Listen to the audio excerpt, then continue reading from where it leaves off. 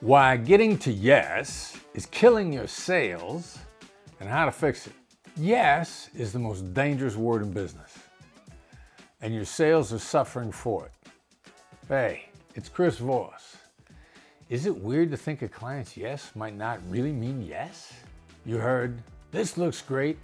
They smiled, they nodded, they said yes 3 times over, and then radio silence, ghosted. Let me tell you something I've learned after 25 years in hostage negotiation and sales. You are killing your sales without even knowing it. When you're pushing hard for a yes, does that sound fair? Are we in agreement? You're not closing the deal, you're killing trust. Because your counterpart is silently thinking, if I say yes, what trap am I stepping into? Yes feels like being cornered, a trap door, a loss of autonomy. And the moment they feel cornered, their survival brain kicks in. And now you're the threat. And people don't make deals with threats. But even the easy yes, that's dangerous too.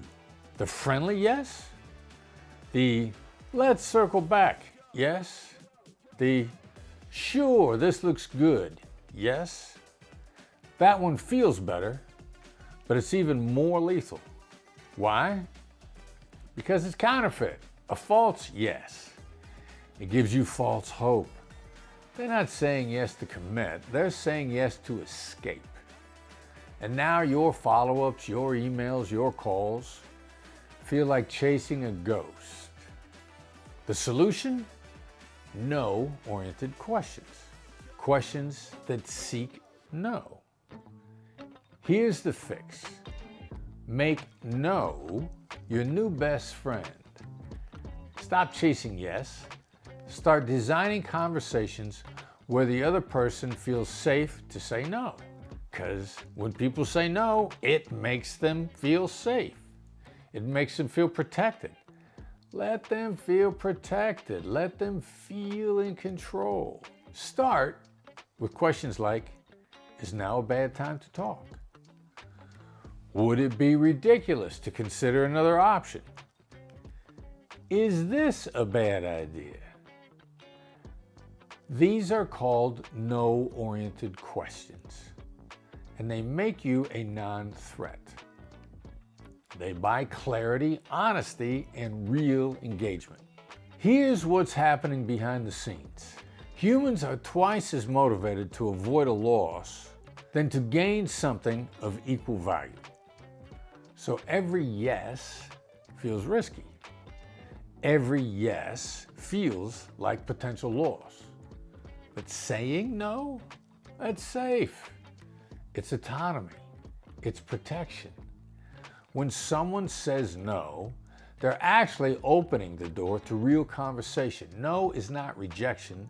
It's the beginning of trust-based influence. Next time you're on a sales call, forget about getting them to say yes. Instead say, would it be a horrible idea to go in this direction?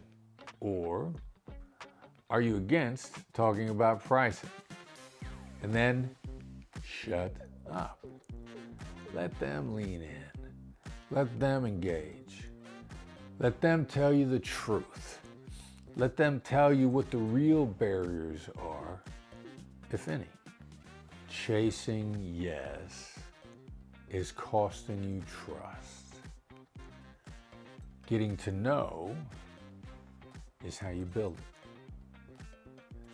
If you want deals that don't die after the handshake, start making no feel like a safe place.